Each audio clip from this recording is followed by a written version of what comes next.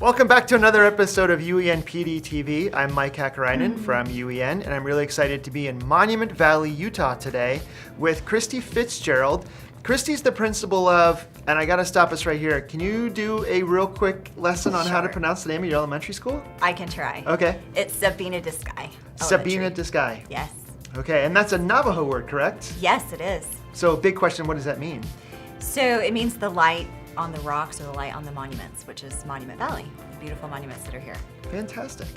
And now, Christy, you've been involved in the LBDL program for about half or almost an entire school year.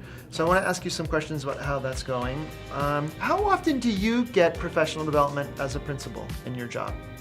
You know, professional development is something that we get online sometimes, so webinar, and especially considering the remote location of our school where we're in Monument Valley, really far away from where professional development is offered, it's not very often. So this has been a unique experience to be able to have it right here at our district. The district office is 70 miles away from even our school. So to have the opportunity to be able to go to PD that's close by for us, especially for me as an administrator, has been really powerful.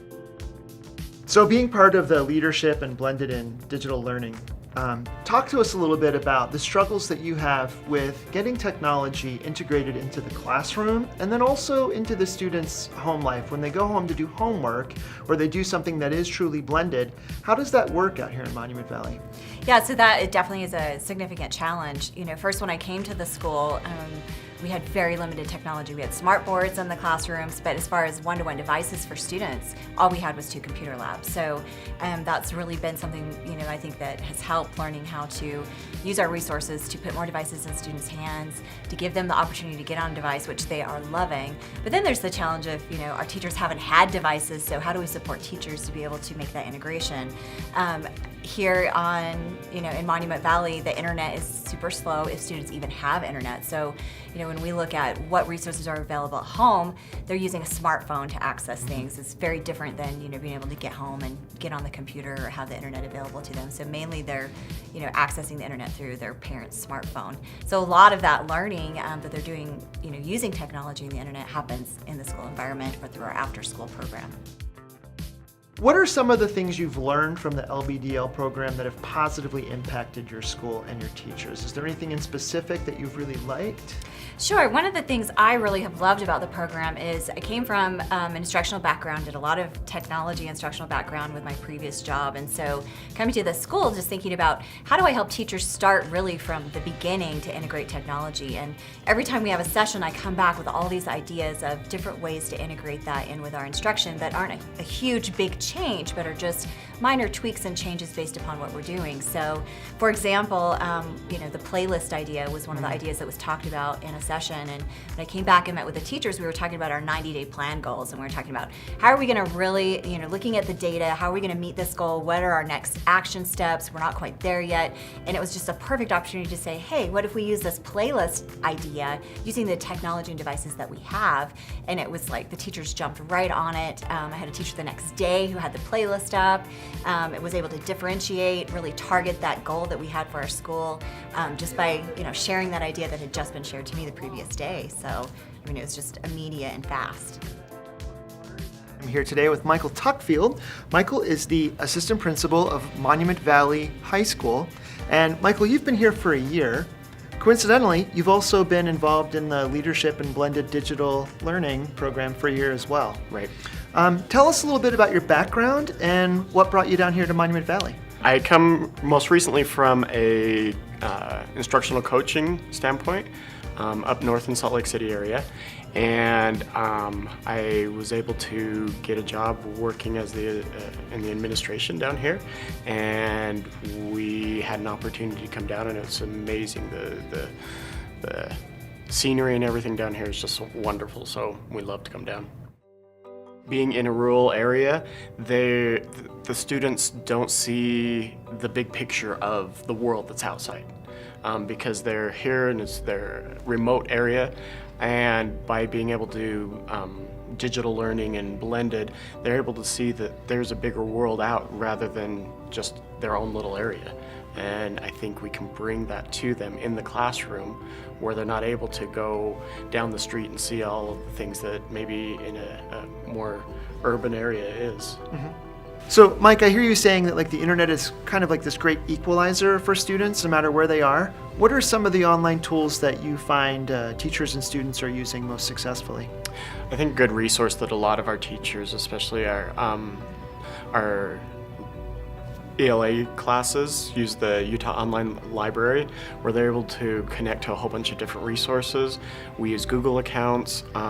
They all have a Google account set up. We're moving into Canvas and being able to use that as a platform for some of our assignments and be able to load videos for kids to be able to see and to work through.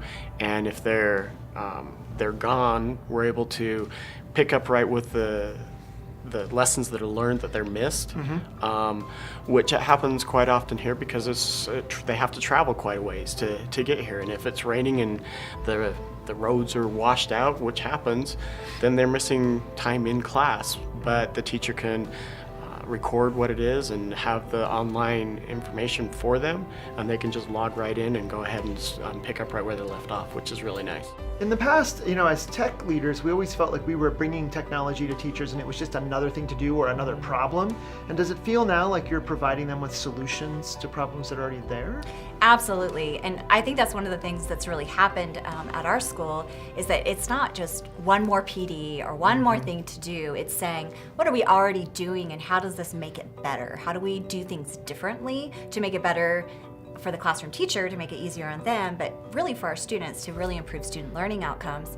One of the things that we've integrated this year because of the professional development was Tech Tuesday. So on Tuesdays, a different teacher just takes 15 minutes and they highlight some way they're using technology out of the box or in the box, I guess, any way that they're using it to anyone who wants to go. So it's not a mandated one more training. It's, hey, here's what we're gonna do. They go to this classroom, they see a preview of it, and if they're interested, then they get more support from that teacher.